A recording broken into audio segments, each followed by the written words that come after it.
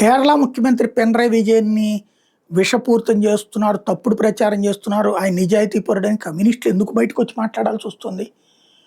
త్రిపురలో మాణిక్ సర్కార్ని అన్న బీజేపీ ఏడిపించిందా? జైల్లో పెట్టిందా? లేకపోతే జ్యోతి బసు కుటుంబమో లేకపోతే బుద్ధదేవ్ భట్టాచార్య కుటుంబం వాళ్ళని ఎవరన్నా ఏడిపించిందా? మమతా బెనర్జీ ఏడిపించింది. ఇంకా కమ్యూనిస్టులు కావాలని ఏడిపించేదేం లేదు.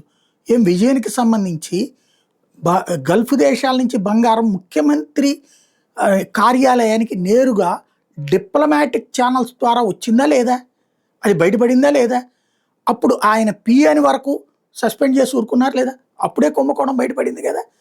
శబరిమలకి సంబంధించి కావచ్చు, పద్మనాభాలయానికి సంబంధించిన బంగారానికి సంబంధించి ఇవన్నీ డైరెక్ట్గా ముఖ్యమంత్రి కార్యాలయం పర్యవేక్షణలోనే జరిగినాయి అన్నటువంటి బయటపడ్డాయి కదా. అట్లాగే ఇప్పుడు ఆయన కూతురు ఏది మరి సామాన్య కార్యకర్తలాగా భుజాన సంచి వేసుకుని కష్టపడాలి కదా. ఆవిడ మరి కార్పొరేట్ కంపెనీలు ఎట్ట నడుపుతోంది, విదేశాలతో టైఅప్లు ఎట్ట నడుపుతోంది? ఒక కంపెనీకి ఎలాంటి సేవలు అందించకుండా అందించినట్టుగా 1,80,00,000 రూపాయల డబ్బులు ఆవిడ అకౌంట్లో పడ్డాయా లేదా? ఆవిడ ఏ సేవలు అందించింది అని అడిగితే ఆమె చెప్పలేకపోయింది, అవతల ఉన్నటువంటి విజయను చెప్పలేకపోయారు. ఇప్పుడు ఆమె మీద కేసులు పెడితే అదేదో విజయన్ మీద అపవాదులు వేస్తున్నాను ప్రచారం చేసి ఎవరిని మెప్పించడానికి?